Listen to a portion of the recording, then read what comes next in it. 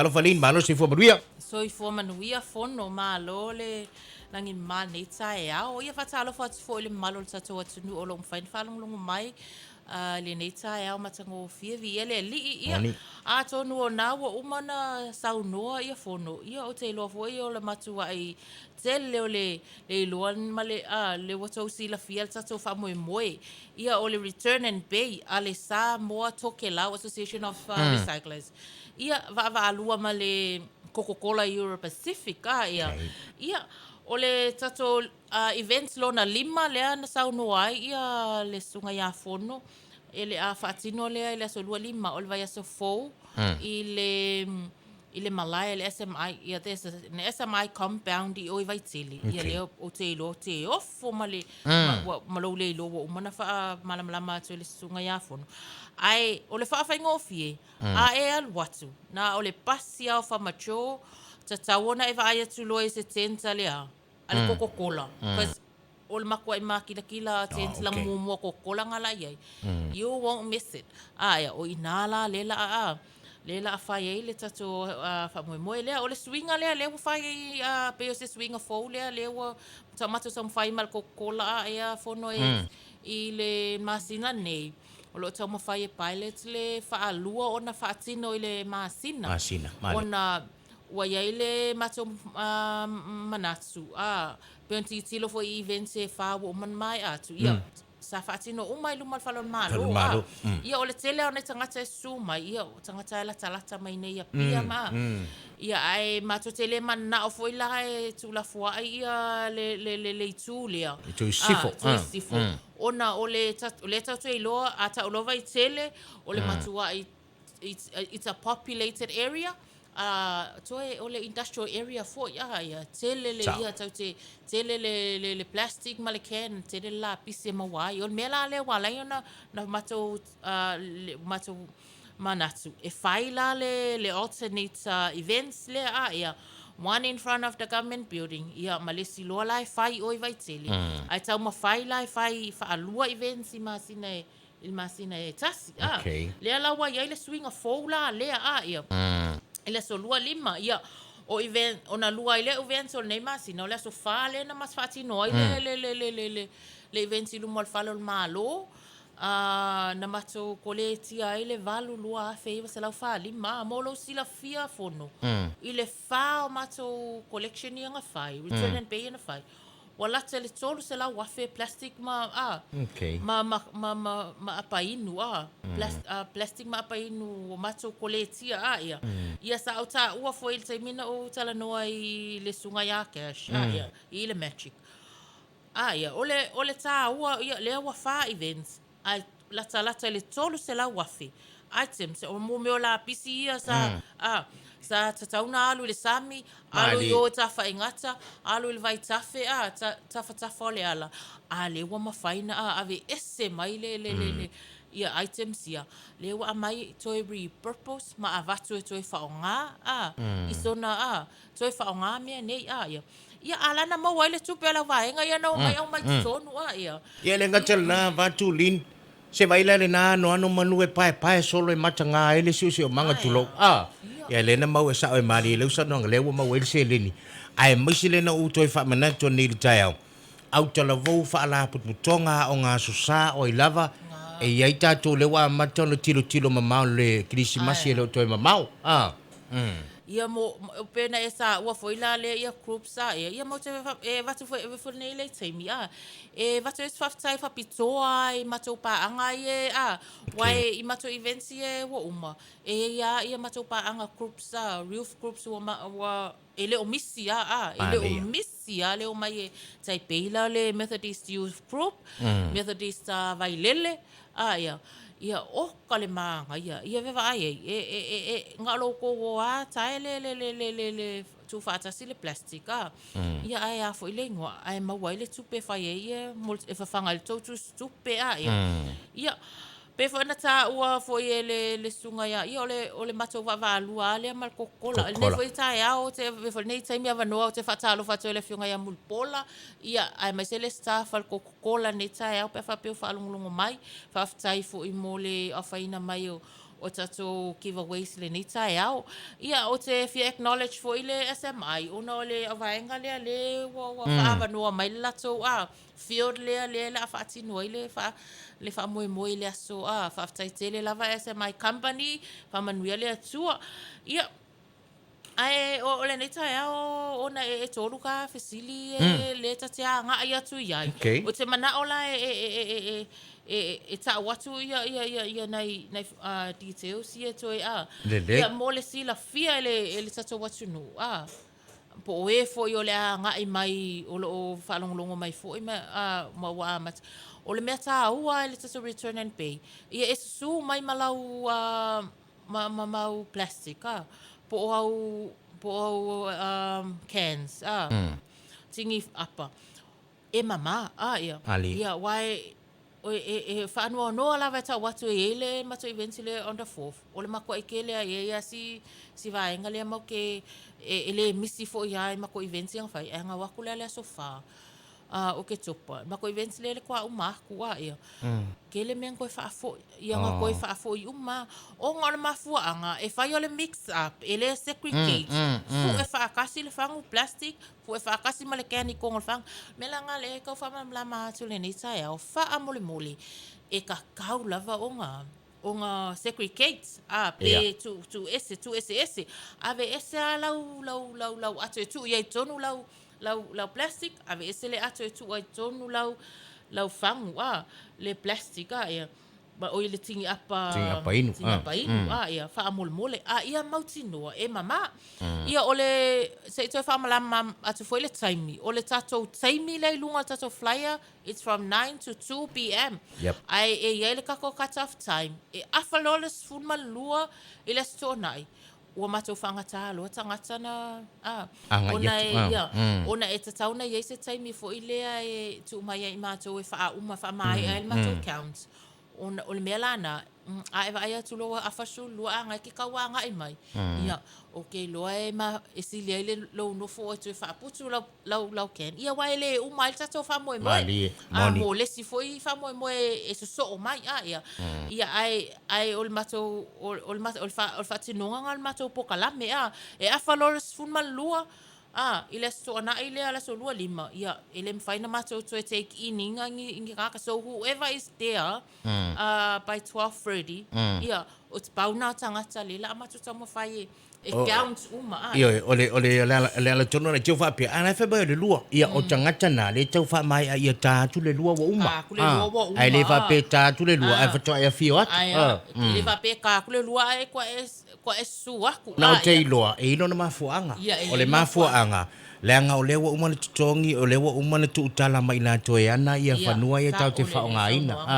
e te tau le tale lua wa ta ape tato e le tau na o vantu whaabole o le ala na ni tau whaapea po le asis tūlanga o le anganga na a le stamba le tatu waenga lo whaapopoina le whaapoe moe a whane suma lua o ai umalala wa iei o ia fuafua la ngā ruenga na ia tau tope la ngā ruenga na ia tāne le lua wa uma ai le whaape Afrikas kwa isa wali aku ruinga i toso i tua le tatu teimi whaabole ia tonu wa malama tatou whaamoe le aso lua lima ia tu atu lava i lau sunga pe la whaalu lo te silo te ilo wa leva na mana na ole se vaenga i Vailima ia le la whaala tu tatou sili ia lein ia malo lava ni ta o tatou sili mua la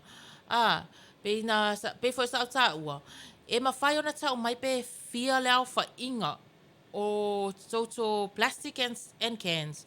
Na o ina ele star ma le Coca-Cola ia na events e wha wa mai e wha events le star wa mai a Perila, Uni, Ulai ma o ke topa a makanga o ke topa.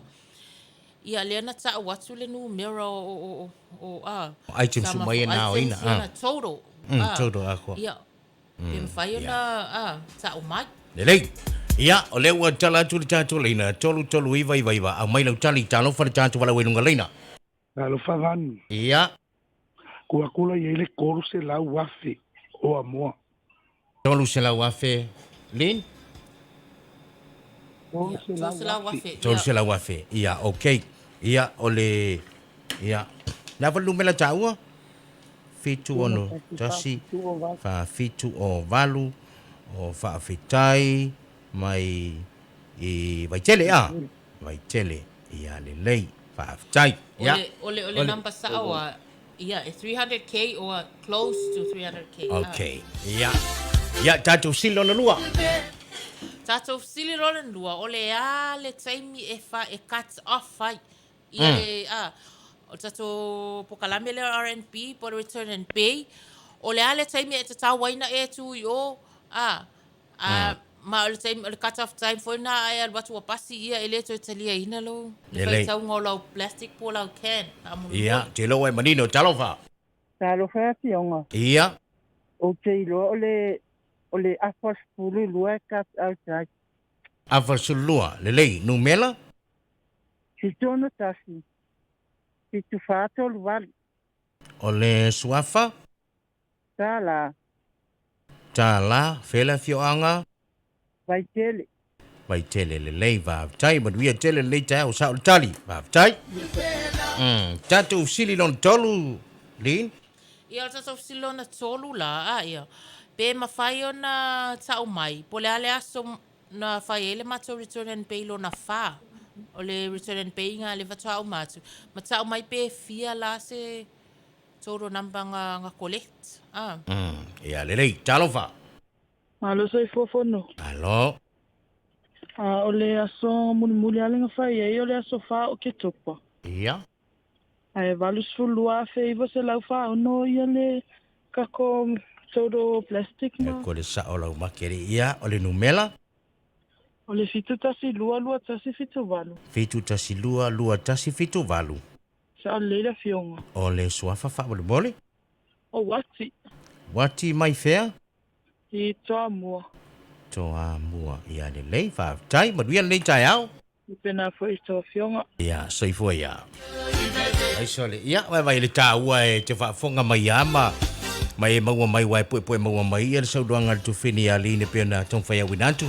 Wa umana o tō lolo wina, ia i le tai au nei na whainga ia o tātou whamoe moe wa mai a peo na sa au mai fo ia le tufini a line. Mata mai i le tausanga lava ia le nei luas fuluono a Perila. O le aso fito Iuni, aso luas fuluono Iulai. Ia, ma le whainga mulibuli le na mai atu nei le asfa Oktopa le na alaina alua tuele tātou sili. Line ei nisi vaianga te fia saudua iai, mulibole? Whaftai fono, ia atonu ole wa tele al ta pokalame wa whai wa na whai wiwinga. But ole nei tai au, o te fia paite isia ile ngalwenga fo ia le sta male famu moi fo ile le o mako return and pay ona ole ta ole mato partnership le male Coca-Cola pe wa mato mai ta winner to tele ona tangata wa aware so interest. There's a growing interest i le kako community le famoe moe lea. Ia, e iai fo i la isi tau mawhainga fo ia le style o tau mawhai e complimenta ia le mato return and pay. Ia pay fo i ona iai, ia mato le masina fo ia November, e whaatinoa ia mako workshop i lua aso, e whaatinoa mako workshop i le tānua, Olo o iai la ngai hotels, mga community, e iai fo i la matou nei paanga ia le kai peo youth group ia le olo o matou inviting ia i mako workshop ia. Inga ia ole whaamoe atoa, pol manu lautia le style, whaamoe le whainga mako workshop ia. Ina ia whaata ua Ali. Kusa o le sia manu lautia le style tau avi awai ia e loa i tangata o na segregate segregate le la pisi ia wale tongi e whatasi but o le mea lea e whapea tangata ai ka koma sangi an mefo yanga le elil pui kuar fale kongi umai ia e mawhaianga elil pui kuar fale ai kongi e pa o whai kongi e le vau le la pisi o lau la au me pena wai mawailes o me pala me pala ai wala kongi ai lea plastic ma le ia kusa ole makfa moi foi la le mako workshop ia ka mafai e pior le awareness o kangaka. I le mea whaataua o le segregating o lapisi a ia. Ia a eva ai fo I so se mea a ia. Awane eva ai vai a kulobo umale o ngai fa peo. O lapisi kongilo lapisi a. Mali. O le tā ua o le matou wha moe moe. Ia toe ia tu ilo mafau se si new mindset. E te tilo atu ai wa umalea na afape wa umalea nga o le fangu lenga ingo ngolo wa umalau fangu ingo lenga ikong le fangu. Ngai kikilo le fangu. Awa ke kikilo le fangu lapis ia. Ngai koe mafau le o le alisia o nga le fangu ia. O le alisia o nga le fangu. Ai alu fo ilungo penga tawhailangi o le tele yo mau ai kia mawhai inga e koe repurposing le lapis ia. Pe o le whamoe moe nga le stale. Tau mwhai fo e whailoa tu le nei tae au. Ia a whaapea fo whaalongolongo mai a mātou pa anga ia na invite. O le fo i mako invite inga tele a hotel si nei Samoa. Ina ia mātou whai pa anga manai hotels. Ia nga mako notice inga fo le sofa. To a tele nei hotels nga watu a watu la ko plastika.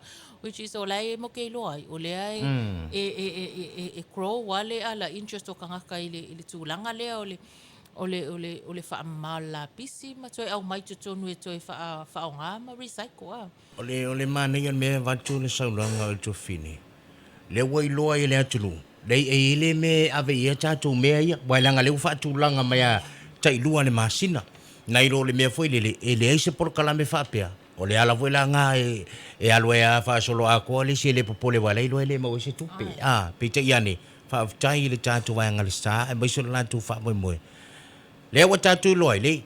Iei ana tātou whangu mani tātou tingiapa. Whaaputu wai e lua e tai lua le masina whaatino luinga tō ave tātou tingiapa whangu plastic. E mau mai le tātou seleni. Whaafutai leu whaamarino fo tulanga e tātou workshop. Ma isi vaianga mo whapena. Ia maiso lango mai e tātou whaatini malo. Are nganga nama le whaamoe moe. Le tau mo mole atu le tufini a lini. Nei tai au. Ia. Te wangana wa isi si vaianga toe. Ia ai taurunga mai le tāpo klami manangang whaalalo. Nei tai au. Ia whaafutai lava whono mo le nea vanua te le ua mai e mo le style nei tai au. Ia aina toi whamanata te le malo le sunu. Ia siaki tato Facebook page. Samoa Ntoke Lau Association of Recyclers. Ia o iai foi ata tonu merana iai e mawhai ona e Vailima iai whafsotai mai mātou ia po le email mai foi le starsamoa2021@gmail.com ia mo pe isi whaafesili i tato return and pay events ia mai isi foi tūlanga pe ona iai na tamu whai whaamalamala mātou i le nei tai au ia ai whaftai tele la mamlo o vanoa ia manuia tele ia ngaluenga malava singa le atunu nei aso e mese foi lau sunga fono. Tai, malo, va, tai ia le nau fa fonga le tātou tano. Saudanga manino le tufine ia